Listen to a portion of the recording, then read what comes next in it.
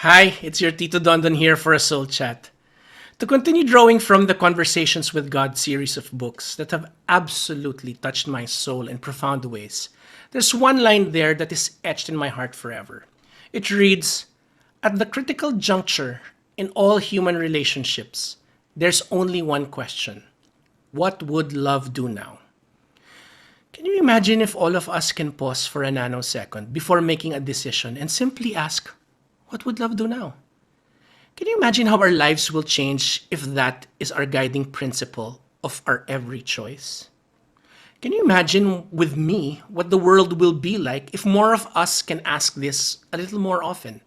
Can you imagine with me how the world would be like if we start teaching and modeling this to our children now?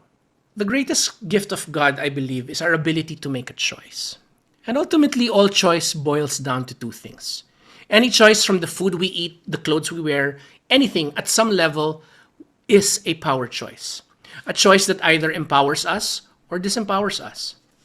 But let's save the details of this for another chat. For now, what I'm driving at is the choice that empowers us is ultimately a choice to love. Either to love ourselves, someone else, or just to love. The inverse is true, of course. A disempowering choice is a choice based on fear. It must be said, and I can't stress this enough, that to decide to love does not mean condoning bad behavior. Love does not mean choosing to live in a toxic relationship, for instance.